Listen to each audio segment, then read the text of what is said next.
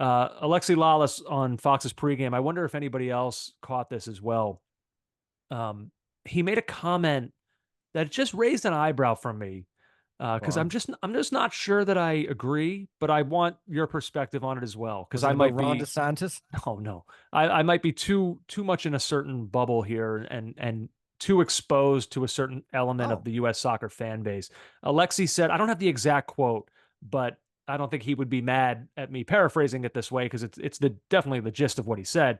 It was to the effect of American fans or America doesn't care how this team wins, they just want wins. Are we uh, sure? Are oh, we sure? I we think are that not. there is definitely I think maybe I probably fall into that camp a little bit. Um, Well, yeah, you do. Like but you're not so much a stylistics man. You're more a results guy. yeah, I probably do fall into that camp a little bit. But the only reason I question that, Alexi may be right from the perspective of a lot of casual soccer fans who parachute in for the major tournaments, the World Cup, this Copa America, stuff like that, but aren't necessarily locked into the friendlies, the qualifiers, Nations League before the semis or the final, like stuff like that, that we are like, that we basically treat like, you know, like the Super Bowl. People who aren't locked into that stuff and parachute in, I think that may be the feeling among people. But the only reason that that comment really caught my attention, and I thought to make sure I write it down as I was listening, was because, boy, we hear an awful lot from people that just don't give a damn about all of the things Greg Berhalter achieved because it didn't look good. Yeah. And that, like, that's all I could think of as Alexi was saying that is like, Alexi, you are as online as anyone I know. You hear from these people. US wins games 2-0, 3-0, and people are furious. Like, I don't know. I don't know if winning is enough for this fan base. I have to be honest with you. I think you have to divide it into two Americas, and not to sound all like kind of political or like a CNN two Americas, a CNN documentary on our divided nation. I don't mean that. I mean there's the US soccer fan that we know that listens to our podcast. How they win absolutely effing matters. I think so. Oh, it does. Um, and if he won a bunch of games in a particularly turgid fashion, the gif would be because we're online now, Andrew. The gif would be Jesse from Breaking Bad. He can't keep getting away with this. Mhm. It does matter how we play. Don't fool yourself. Absolutely does. Now, the second America, it's he's Johnny Casual. He can't. He checks in and checks out. He's not 100% sure what club Balogun is at right now, but he knows that Matt Turner it wasn't fair what Arsenal did to him. He's kind of surface level. Mhm. He doesn't care. He's invited everyone round to see his new big TV. None of his friends are into soccer, by the way. And they're all there together. And there's 10 guys in the room cheering for the US. When a goal goes in, that's great.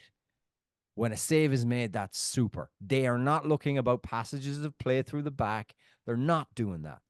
And Alexi is right about those people. And those are the Okay. people you often suck up during a tournament. They don't care.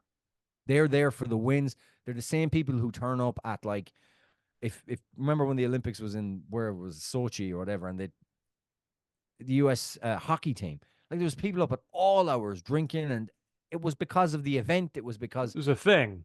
it was a thing, and they were winning. Mhm. It's a thing, and they're winning. There's definitely that, but our listeners are not that. Our listener, I don't they know. are. I think there's a Oh, solid split.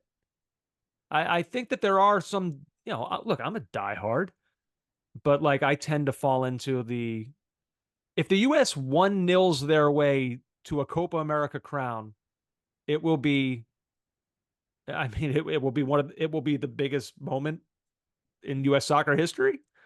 yeah, Like who wouldn't celebrate it? I but don't care.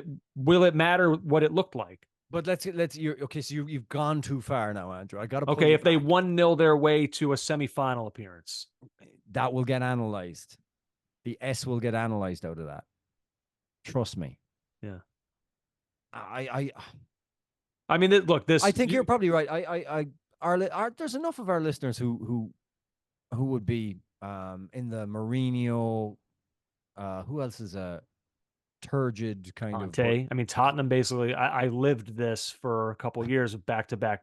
Well, with yeah. Nuno in between, although that was hardly a thing of beauty either, despite his Premier League Manager of the Year award or Manager of the Month award in August. Uh, but yeah, I mean, Amazing. Mourinho is the example. I hung with that because I trusted his ability to win trophies.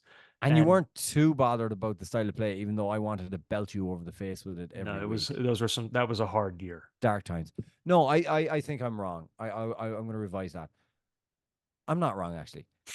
The Johnny casuals, they don't care. It's all about winning and the event and the fun.